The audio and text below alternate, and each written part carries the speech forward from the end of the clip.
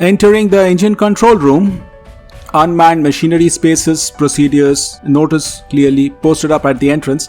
General cleanliness looks good, quite satisfactory. We're going to start with checking few of the essential notices and posters which should be posted up in the engine control room. There is a master list here.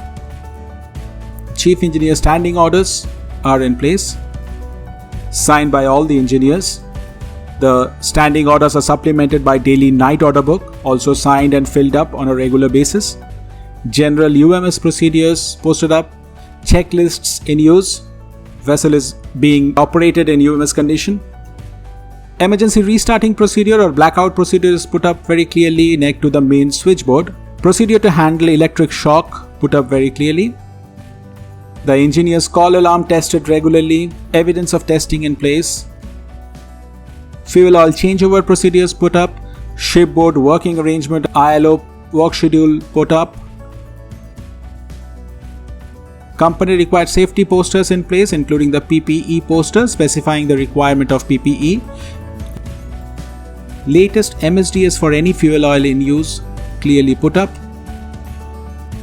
Critical equipment starting procedures displayed, and the engineer should be able to explain them.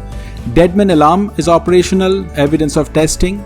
It must sound on the bridge or officers' quarters if not acknowledged. In case the vessel does not have a deadman alarm, there should be an operating procedure clearly posted between engine officer and the bridge at intervals not exceeding 30 minutes. The alarm printer should be working. The printout should be legible. Bunkering procedures posted up. Company advisories should be posted up. Fuel oil analysis reports. This notice is required by the US Coast Guard and should be clearly posted in the engine control room. The engine logbook is regularly checked and signed by the master and chief engineer. Not too much of overwriting. Any correction should be very clearly crossed out and signed. It should be clearly written that the official language is English. Engine movement book in use, cleanly maintained without overwriting. UMS times, manned and unmanned times clearly noted there. If there is an UMS alarm log, it should be maintained. It should match with your rest hours. Cybersecurity precautions and warnings taken. US reports sealed. Make sure everyone in the engine control room is also aware of the cybersecurity procedures there. Garbage bins and receptacles color-coded. Garbage procedures in place, latest ones. Bins should not contain mixed garbage. Extinguisher in order. Sign for the month. Clean. Neatly maintained with IMO symbol. Nothing is being stored behind the engine control room panel. Looks clean. Life jackets and immersion suits kept very clearly marked with IMO symbols with the numbers. Checked regularly. First aid kit in place in good condition. Nothing should be expired inside. EEBD signed for inspection. There you can see the life jacket donning instructions as well. No smoking regulations must be in place. Lockout, tag out procedures followed as per company guidelines.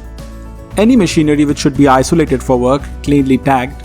The air condition is working fine. Check the condition of the fire doors, including the door closers and the linings.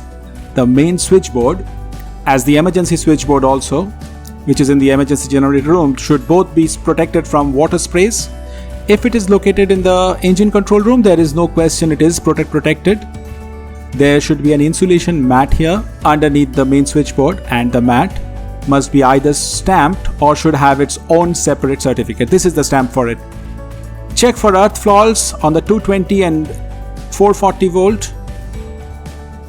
Insulating gloves is available and should be in good condition.